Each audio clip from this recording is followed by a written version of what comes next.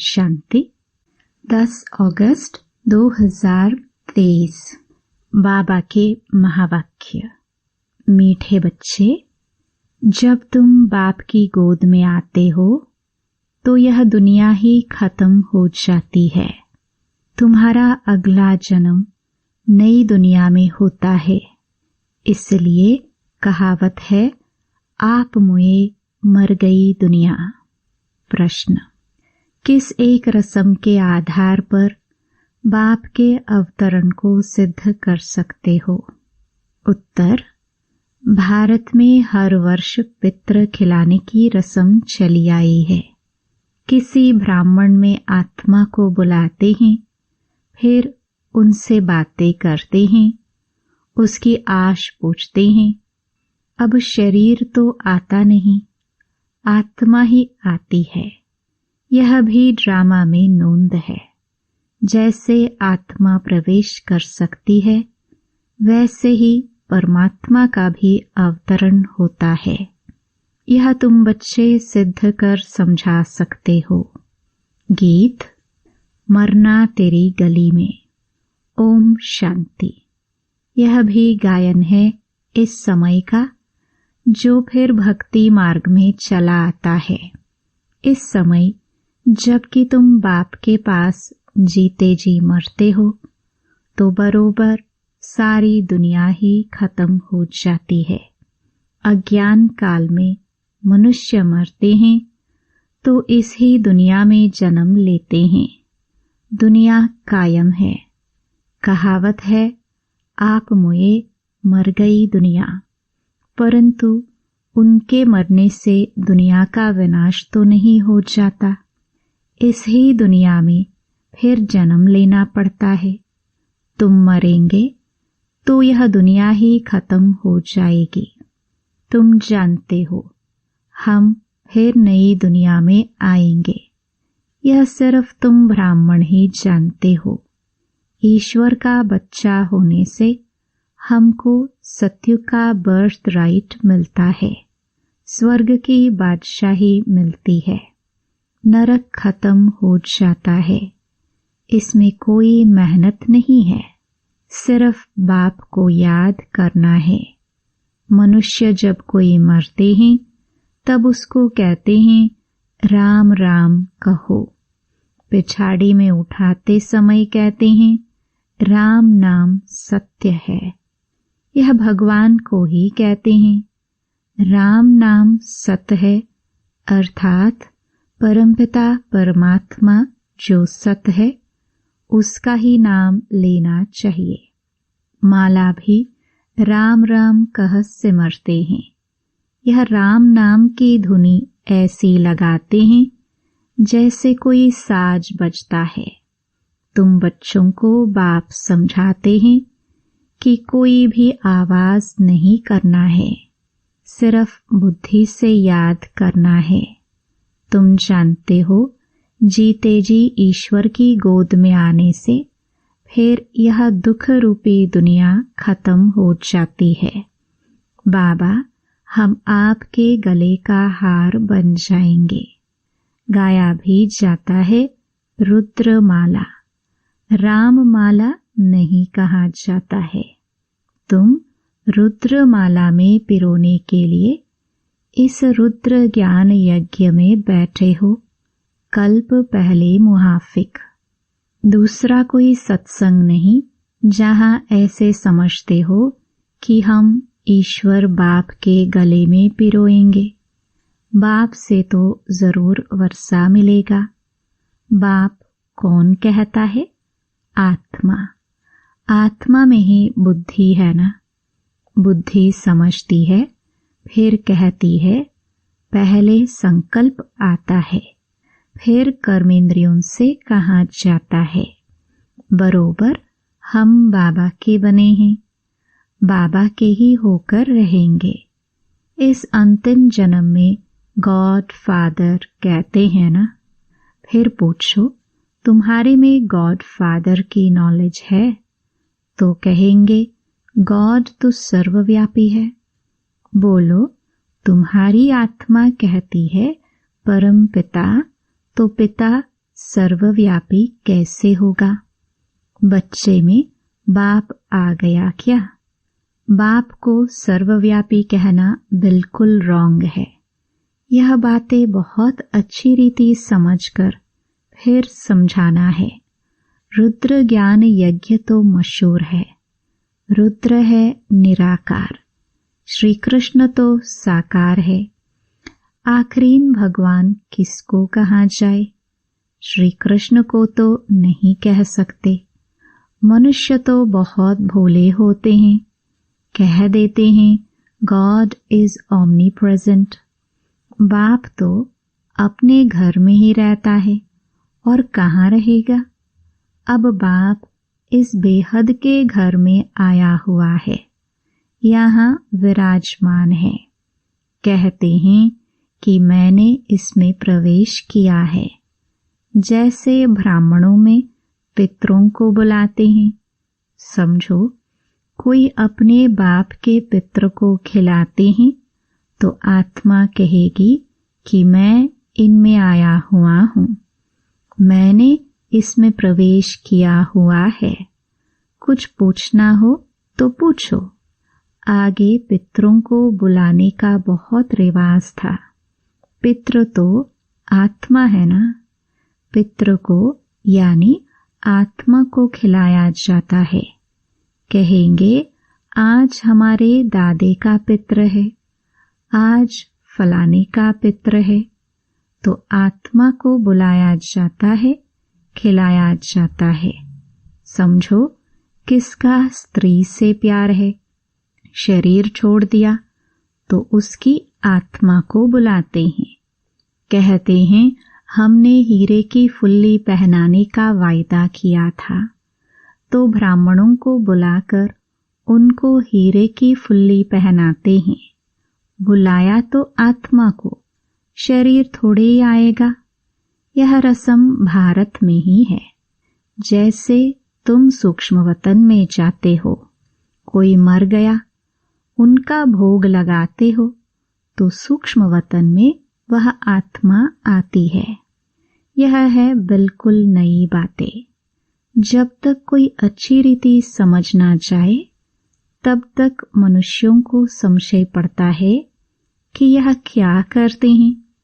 ब्राह्मणों की रस्म रिवाज देखो कैसी है। सभी मंदिरों आदि में भोग लगाते हैं, पितृ को भोग लगाते हैं।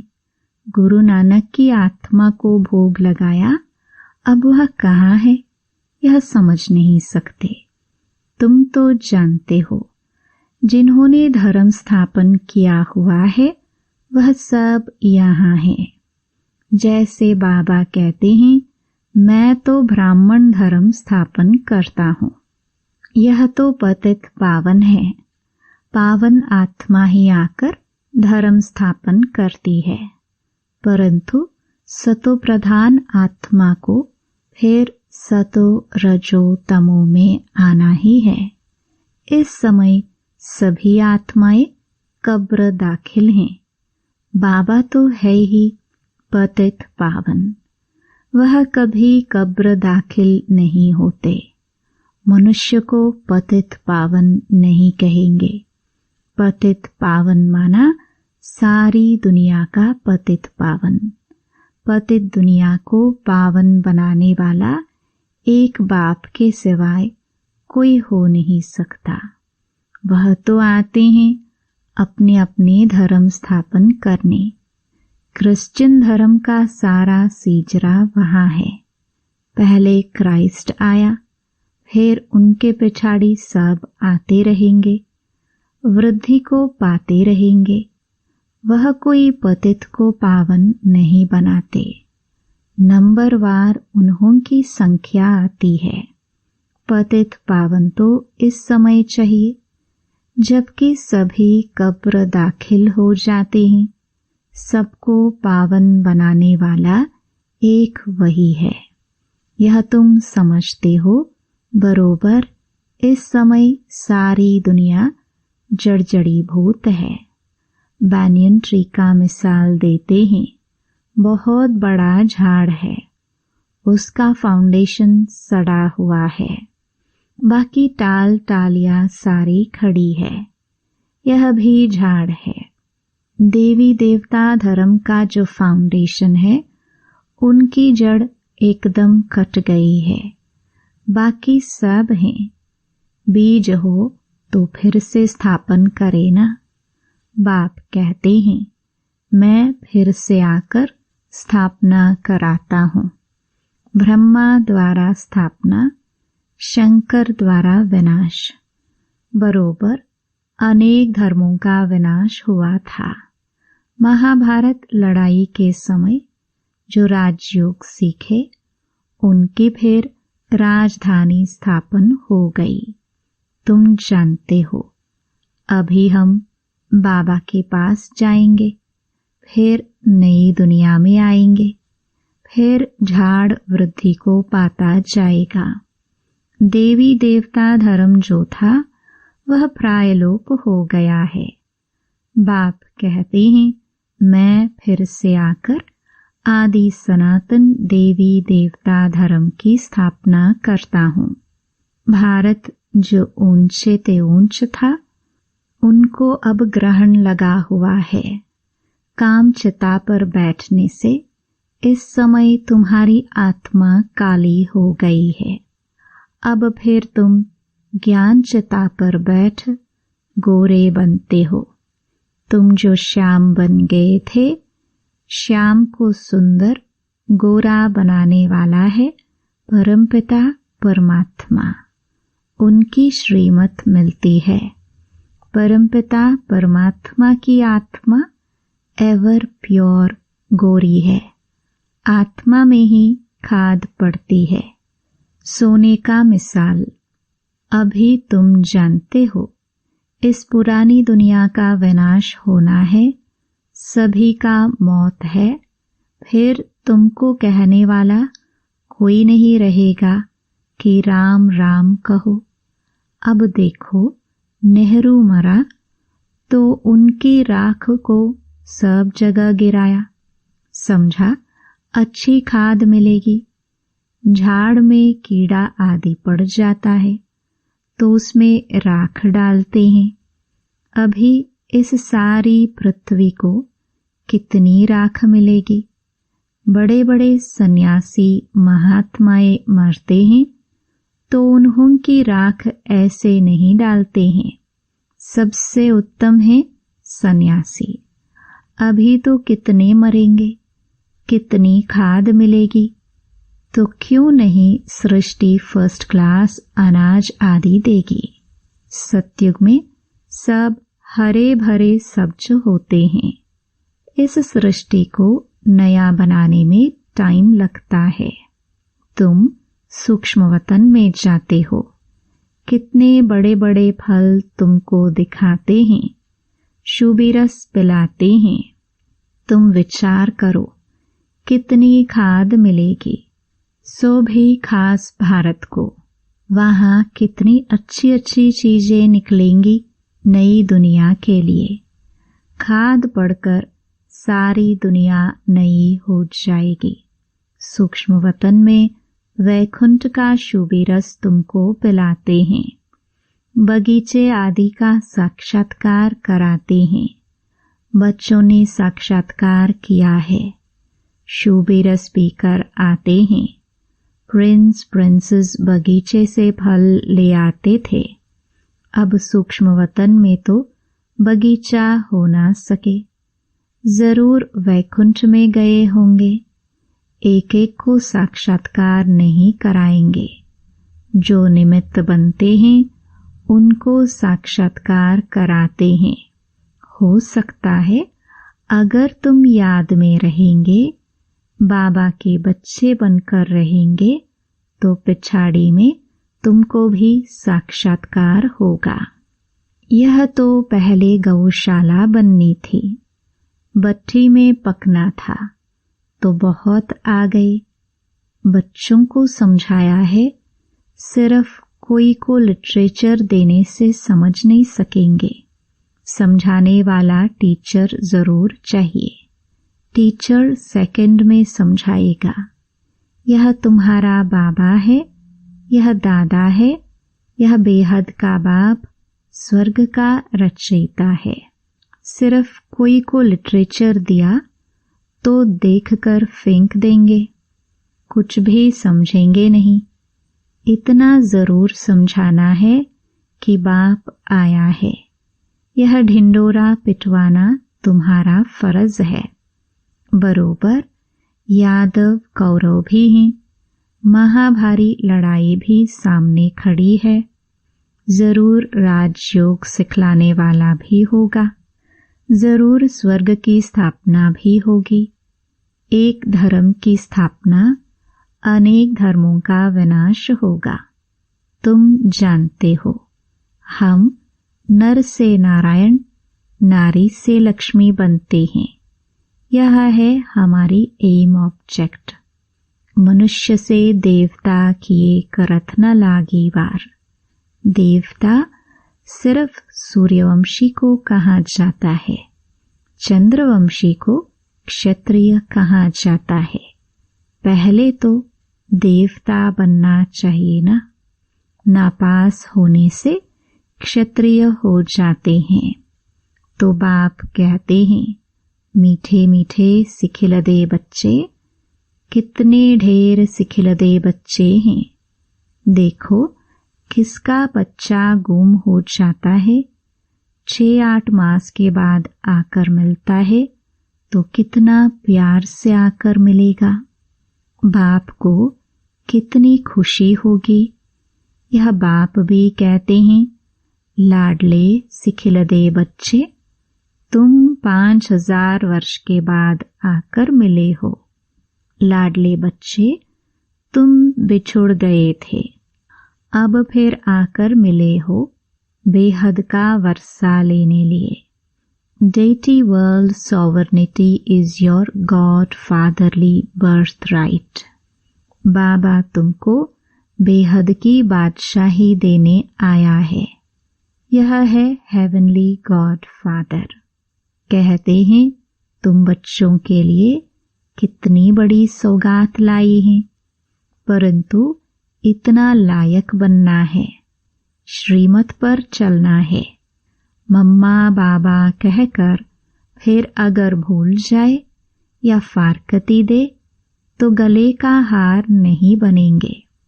बच्चों को कितना प्यार किया जाता है।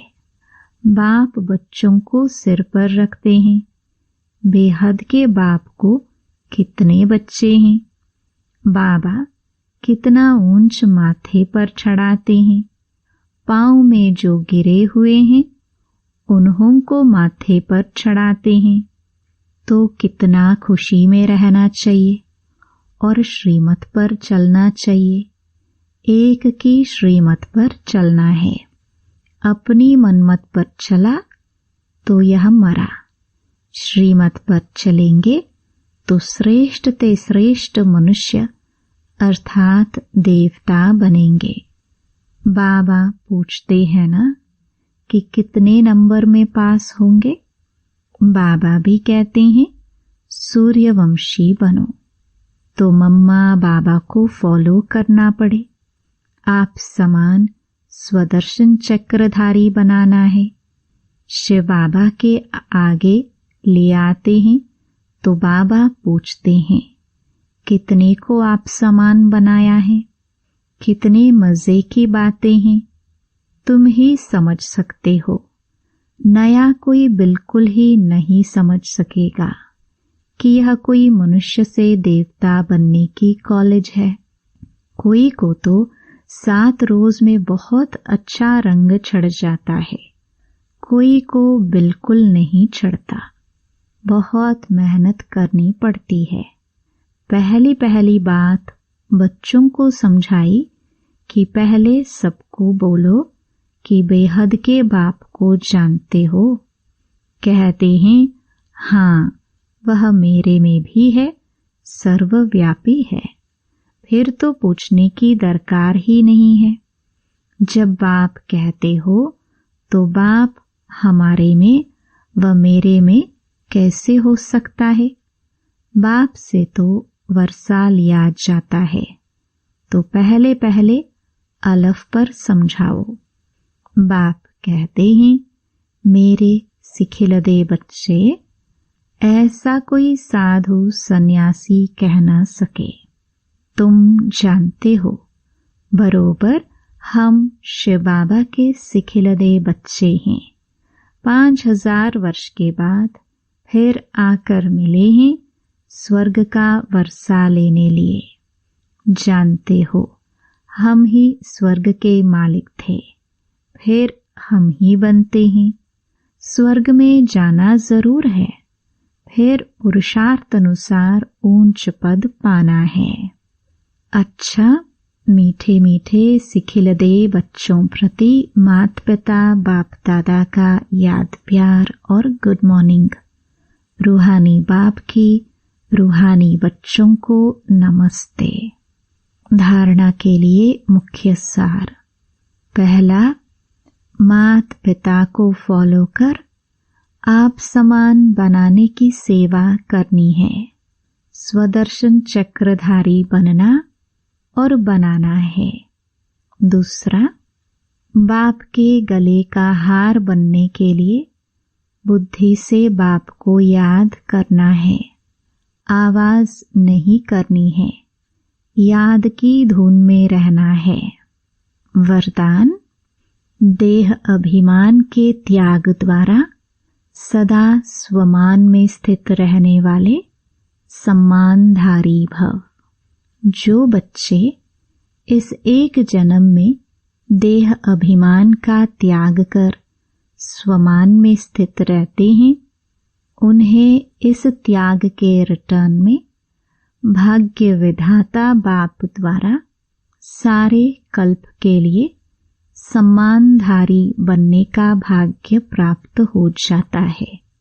आधा कल्प प्रजा द्वारा सम्मान प्राप्त होता है, आधा कल्प भक्तों द्वारा सम्मान प्राप्त करते हो, और इस समय संगम पर तो स्वयं भगवान अपने स्वमानधारी बच्चों को सम्मान देते हैं। स्वमान और सम्मान दोनों का आपस में बहुत गहरा संबंध है। स्लोगन, हर कदम में बाप की ब्राह्मण परिवार की दुआएं लेते रहो तो सदा आगे बढ़ते रहेंगे। ओम शांति।